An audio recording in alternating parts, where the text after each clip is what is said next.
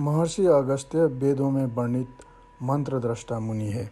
जब इंद्र ने वृत्तासुर को मार डाला, तब कालय नामक दैत्य ने ऋषि मुनियों का संहार प्रारंभ कर दिया।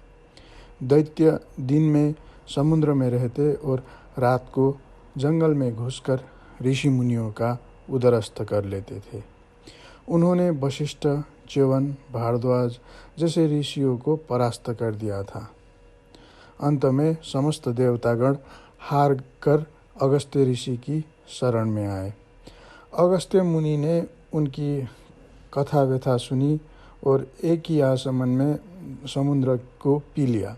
फिर जब देवता ने कुछ दैत्यों का संहार किया तो कुछ दैत्य भागकर पाताल चले गए। एक अन्य कथा के अनुसार इंद्र के पच्युत होने के बाद राजा नहुष इंद्र बने थे।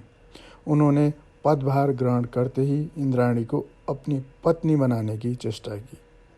इंद्राणी ने बृहस्पति जी से मंत्रणा की तो उन्होंने उन्हें एक ऐसी सवारी से आने की बात की जिस पर अभी तक कोई सवार ना हुआ हो। नहुष मत्त तो हुआ ही था। उसने ऋषियों को अपनी सवारी ढोने के लिए बुलाया।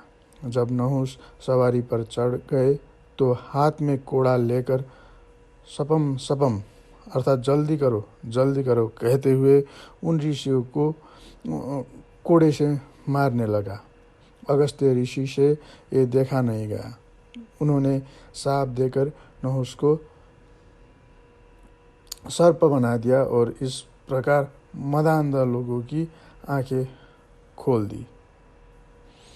एक कथा राजा शंख से संबंधित है। सदा ध्यान में मग्न रहने वाले राजा शंख के मन में भगवान के दर्शन की उत्कंठा जगी। वो दिन रात व्यथित रहने लगे। तभी उन्हें एक सुमधुर स्वर सुनाई पड़ा, राजन, तुम शोक छोड़ दो। तुम तो बहुत ही प्रिय लगते हो।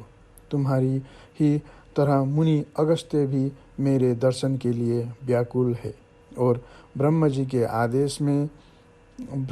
आदेश से वेंकटेश पर्वत पर तप कर रहे हैं। तुम भी वहीं जाकर मेरा भजन करो। तुम्हें वहीं मेरे दर्शन होंगे। महर्षि अगस्त्य उसी पर्वत की परिक्रमा कर रहे थे।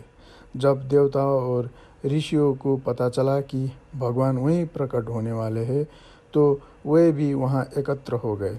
इधर जब नियमित जप तप और पूजन करते हुए 1000 वर्ष बीत गए और फिर भी नारायण के दर्शन नहीं हुए तो उनकी व्याकुलता बढ़ी। तभी बृहस्पति जी, शुक्राचार्य आदि ने आकर कहा, भगवान ब्रह्म ने हमें स्वामी पुष्करिणी के तट पर शंख राजा के पास चलने के लिए कहा है।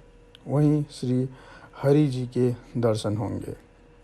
जब सब लोग अगस्त्य जी को लेकर राजा शंख की कुटिया पर पहुँचे तो राजन ने सबकी पूजा की।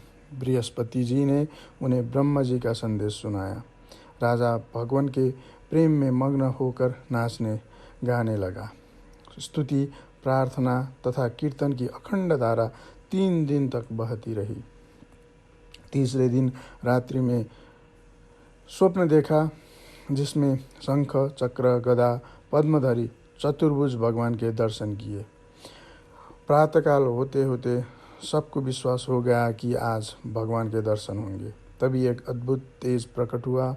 उस तेज में ना ताप था, ना उससे आंखें चौंधी आती थी। उनकी आकृति मनोहर होने पर भी भयंकर थी।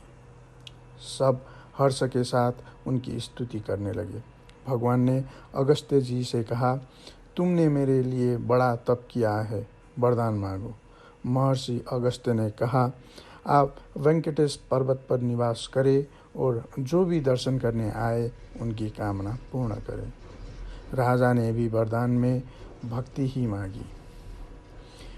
भगवान की भक्ति के कारण उनकी गणना सप्तर्षियों में की जाती है। राधे राधे।